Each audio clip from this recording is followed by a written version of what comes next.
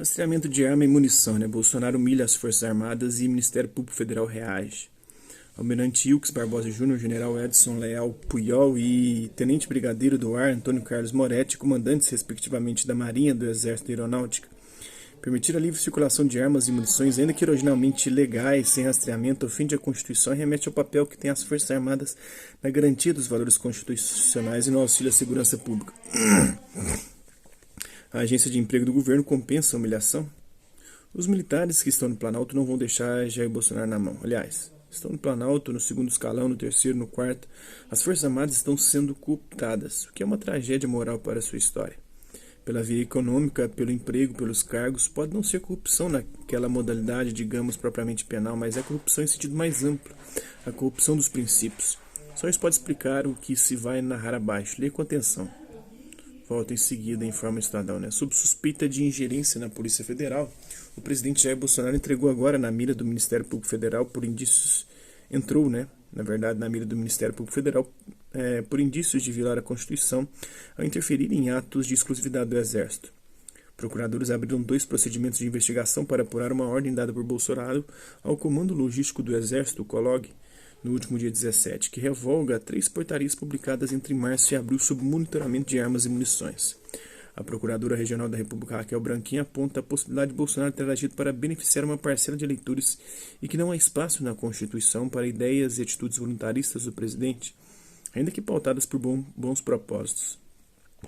O desdobramento do caso pode levar a uma ação de improbidade na Justiça Federal ou a abertura de um inquérito no Supremo Tribunal Federal.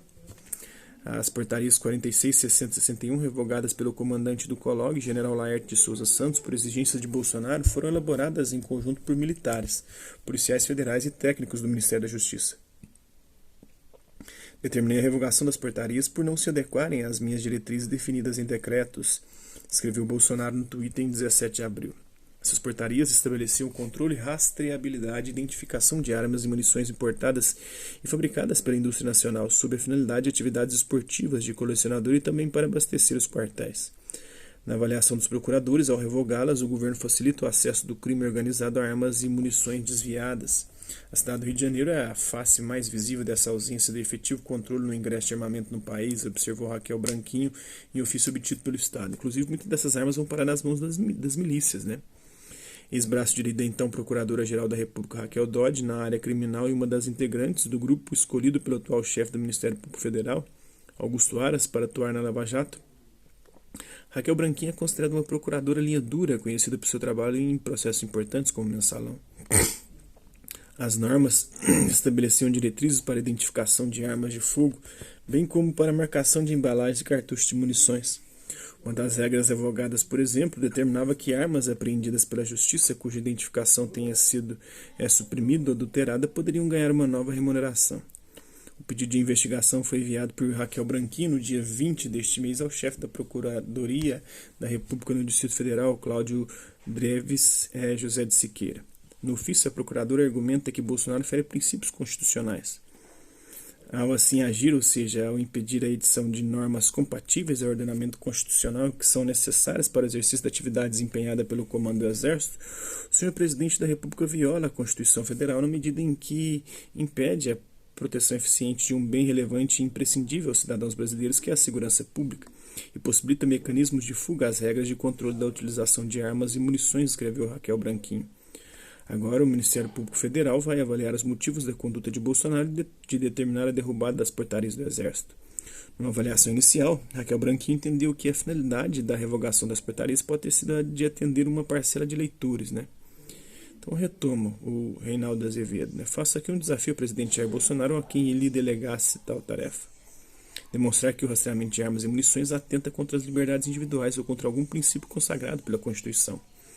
A quem interessa o não rastreamento de armas e munições destinadas a atividades esportivas, colecionadores e quartéis? Ora, certamente não interessa os esportistas, colecionadores e militares. Ao contrário, a estes a possibilidade de rastreá-las atua como uma garantia, não é mesmo? Não por acaso os próprios militares participaram da redação das portarias em parceria com técnicos do Ministério da Justiça e membros da Polícia Federal.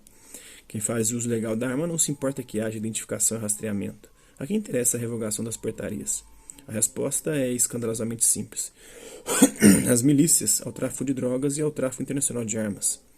Que dúvida pode haver a respeito? Só não aceita o monitoramento do Estado, nesse caso, quem está com más intenções. Esse rastreamento tem de ser feito porque, no caso de apreensão de armas estrangeiras, é preciso saber se entraram ilegalmente no país ou se foram importadas regularmente, caindo depois em mãos criminosas.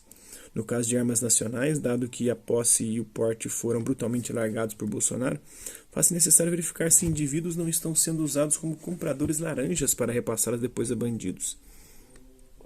A informação é essencial para a elaboração de políticas públicas, com a revogação das portarias, contrariando, diga-se, o Estatuto do Desarmamento, que delega ao Exército esse controle. É evidente que Jair Bolsonaro joga no lixo também o caput no artigo 144, a saber, a segurança pública, dever do Estado, direito e responsabilidade de todos, é exercida para a preservação da ordem pública e da incolumidade das pessoas e do patrimônio. Vem cá, o Estado exerce o seu dever e os cidadãos têm respeitado o seu direito, com rastreamento ou sem ele?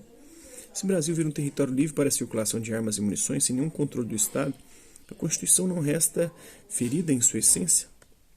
De volta aos militares, a interferência de Bolsonaro, do modo como se deu, constitui um ato de verdadeira humilhação às Forças Armadas. Estabelece o caput do artigo 142. As Forças Armadas, constituídas pela Marinha, pelo Exército e pela Aeronáutica, são instituições nacionais permanentes e regulares, organizadas com base na hierarquia e na disciplina sob a autoridade suprema do Presidente da República, e destinam-se à defesa da pátria, a garantia dos poderes constitucionais e por iniciativa de qualquer destes, da lei e da ordem. A autoridade suprema do Presidente da República, mas, segundo o ordenamento legal, a cúpula das três forças se atreveria a sustentar que, sem a possibilidade de rastrear armas e munições no país, elas estarão exercendo a contento a defesa da pátria? Pergunta: o Poder Executivo, como agência de empregos para militares, compensa esse despropósito? A relação pode ser boa para quem arruma emprego e para a instituição. Lembre-se, senhores, todos vocês estão fazendo história e a história vai ser contada. Pode-se escolher a honra, pode-se escolher o opróbrio, né? É isso aí. Hasta la vista, babies, até a próxima.